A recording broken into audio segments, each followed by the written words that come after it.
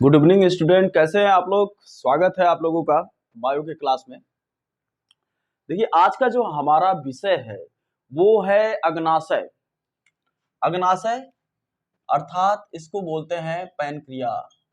Pancreas अग्नाशय बड़ा ही महत्वपूर्ण अंग होता है हमारे शरीर का। ठीक है, छोटा सा है, भार कम है, लेकिन फिर भी काफी इंपॉर्टेंट होता है। आप देख रहे हैं ना, इसकी संरचना के बारे में देखिए। देखिए, ये पैनक्रियाटिक डक्ट है जिसको कहते हैं पैनक्रिया नली या अग्नाशय नली। इसको क्या कहा जाता है? अग्नाशय नली। अग्नाशय नली मेन पार्ट है, ये टेल वाला पार्ट है, ये पूरा बॉडी है, ये ड्यूडेनम है, ये इंटेस्टाइन का पार्ट है, आंत का, जो इससे कनेक्टेड रहता है, जुड़ा रहता है। ठीक है, ये आपका गॉल ब्लाडर है, पित्ताशय। आपने पढ़ा होगा, ये पित्ताशय है, गॉल ब्लाडर। ठीक, पित्त जहां पे इकट्ठा होता है, पित्ताशय। आप देख रहे हैं, ये भी इससे कनेक्टेड है।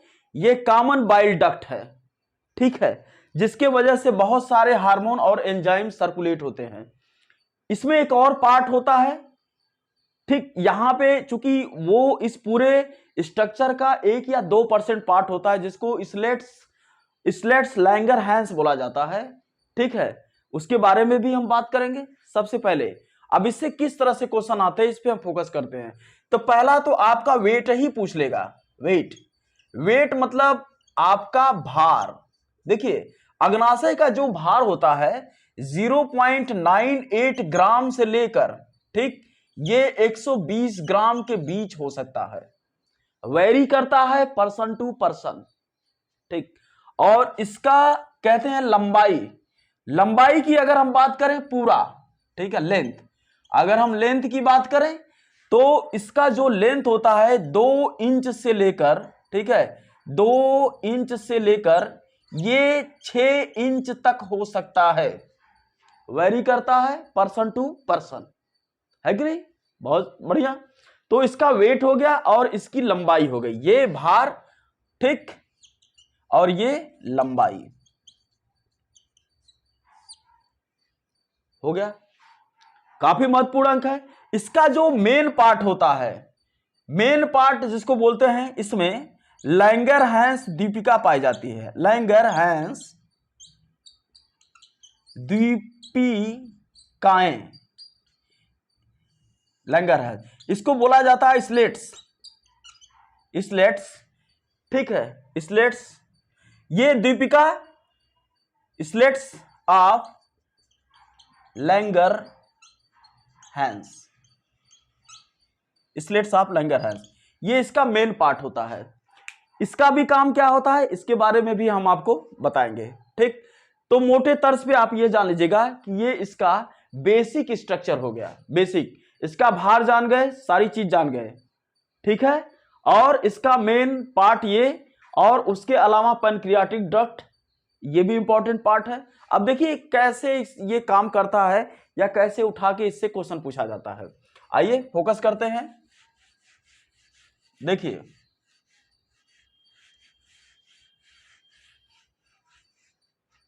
कैसे काम करता है। ये बाइल डक्ट था जो मिट गया। देखिए, इसमें क्या होता है, सेल्स पाए जाते हैं। सेल्स मतलब कोशिकाएं, चूंकि कोशिकाएं एक बेसिक यूनिट है, पूरे बॉडी में ही है। ठीक, तो अब ह्यूमन बॉडी के अंदर 200 टाइप्स ऑफ सेल्स होती हैं, 200 प्रकार की कोशिकाएं होती है, और सबसे ज्यादा टाइप्स ऑफ सेल ब्रेन के अंदर होती है, ठीक, जो अलग अलग फंक्शन को परफॉर्म करती है। तो इसमें 4 प्रकार के सेल्स होते हैं, 4 प्रकार के, इसमें 4 प्रकार के सेल्स होते हैं। पहला जो सेल्स होता है वो उसको बोलते हैं अल्फा सेल, अल्फा सेल, ठीक है। दूसरा आपका होता है बीटा सेल, मतलब बीटा सेल, ये अल्फा सेल, ठीक, और एक होता है आपका गामा सेल, गामा सेल, और ये होता है, इसको बोलते हैं पॉलीपेप्टाइड, पेप्टाइड सेल। ये चौथा, मतलब पहला दूसरा, तीसरा और चौथा। Polypeptide cell, polypeptide peptide cell, या इसको पीपी सेल बोलते हैं, है ना। 4 प्रकार के सेल हमने आपको बताया, alpha cell, beta cell, gamma cell and polypeptide cell.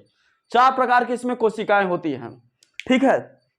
अब इनके फंक्शन क्या होते हैं हम आपको बता रहे हैं। जो अल्फा सेल होता है, ये इससे एक खास तरह का हार्मोन निकलता है, उसको बोलते हैं ग्लूकागान हार्मोन, ग्लूकागान हार्मोन, ग्लूकागान, ठीक, ग्लूकागान, हाँ ये थोड़ा सा ग्लूकागान हार्मोन बोलते हैं, ठीक है। ये हो गया। अब दूसरे नंबर पे जो बीटा सेल होता है, देखिएगा बीटा सेल, बीटा सेल से क्या निकलता है, इंसुलिन निकलता है, इंसुलिन हार्मोन,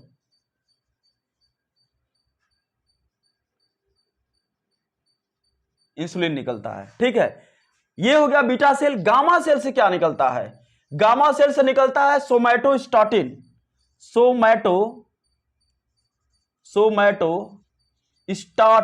स्टाटिन हार्मोन, सोमैटोस्टाटिन हार्मोन, ठीक है। पॉलीपेप्टाइड से क्या निकलता है, इससे निकलता है पॉलीपेप्टाइड हार्मोन। तो 3 प्रकार के हार्मोन हमने यहां पे, 4 प्रकार के हार्मोन दिखाया और 4 प्रकार के कोशिकाओं को हमने बात किया। अब देखते हैं इनके काम क्या होते हैं, वर्क क्या होता है। जो आपका ग्लूकागान हार्मोन होता है, एक्चुअली इसके द्वारा क्या किया जाता है, ग्लूकोज के क्वांटिटी को मेंटेन किया जाता है, ठीक। ग्लूकागान हार्मोन इसके द्वारा क्या किया जाता है, अग्नाशय क्या करता है, बॉडी के अंदर ग्लूकोज के क्वांटिटी को मेंटेन करता है। अब बीटा क्या करता है, बीटा सेल आपने देखा इंसुलिन हार्मोन निकल रहा है। इंसुलिन हार्मोन क्या करता है कि अगर रक्त में शर्करा की मात्रा बढ़ जाए, शुगर की मात्रा बढ़ जाए, तो उस शुगर को क्या करता है, ब्रेक डाउन कर देता है, तोड़ देता है, ठीक। अल्फा क्या करता है, अल्फा का हमने क्या बताया कि ये शरीर में ग्लूकोज की मात्रा अगर एक्सेस होता है तो उसको कंट्रोल करने का काम करता है। ये क्या करता है, अगर ब्लड के अंदर शुगर की मात्रा ज्यादा होती है तो उसको ब्रेक डाउन छोटे छोटे मॉलिक्यूल्स में तोड़ देता है, तोड़ने के बाद उसको बाहर कर देता है एक्सेस चीजों को। अगर बाहर ना करे तो ब्लड आपका चिपकने लगेगा, मतलब विस्कस क्वालिटी उसकी बढ़ जाएगी। अब जब चिपकेगा तो फिर क्या होगा, हार्ट को बहुत ज्यादा ताकत लगाने पड़ेगी उसको फ्लो करने के लिए, ताकत लगाने पड़ेगी, तो आपका हार्ट फेल्योरिंग की समस्या, बीपी की समस्या नॉर्मली होगा ही होगा, ठीक, फंक्शन आपके डैमेज हो गए। अब देखिए अगले पॉइंट पे, ये गामा सेल है, इसमें सोमैटोस्टाटिन हार्मोन होता है, बड़ा इंपॉर्टेंट होता है। ये क्या करता है आपका, जैसे ये इंसुलिन हार्मोन के श्रावण को कंट्रोल करता है। इंसुलिन हार्मोन अगर एक्सेस हो रहा है तो उसको नियंत्रित करने का काम करता है। सोमैटोस्टाटिन ये इंसुलिन हार्मोन के श्रावण को, मतलब उसके रिलीजिंग कैपेबिलिटी को ये कंट्रोल करता है। अब पॉलीपेप्टाइड सेल, इससे जो हार्मोन निकलता है पॉलीपेप्टाइड हार्मोन, हमने क्या बताया, पॉलीपेप्टाइड हार्मोन, पॉलीपेप्टाइड हार्मोन इसका मेन काम होता है कि इससे निकलने वाला पैनक्रियाटिक जूस या अग्नाशय रक्त को ये नियंत्रित करता है, ठीक है, नियंत्रित करता है।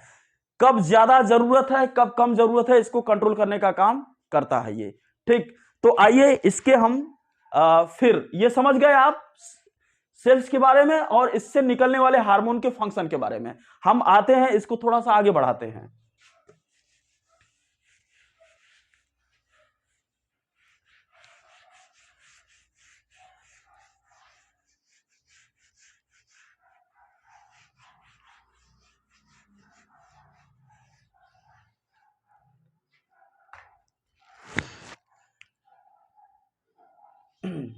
देखिए अब मेन पॉइंट पे आते हैं।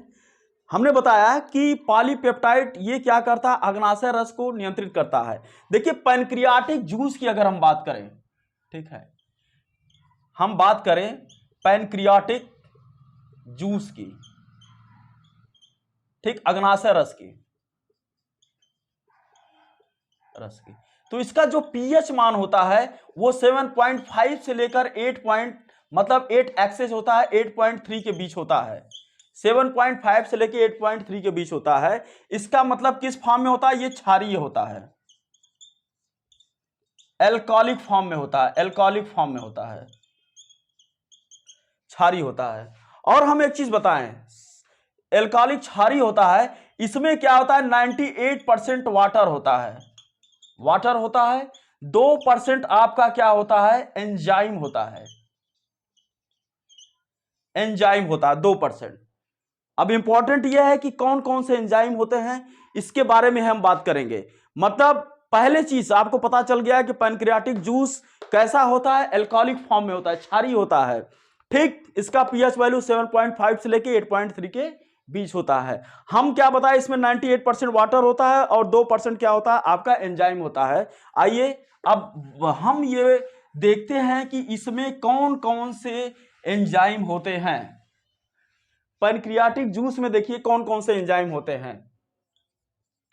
पैनक्रियाटिक जूस में कौन कौन से एंजाइम होते हैं, देखिए पहला जो एंजाइम होता है आपका लाइपेज,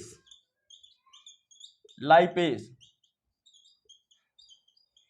फिर आपका होता है कार्बोक्सी पेप्टिडेज, कार्बोक्सी पेप्टिडेज, ठीक है, कार्बोक्सी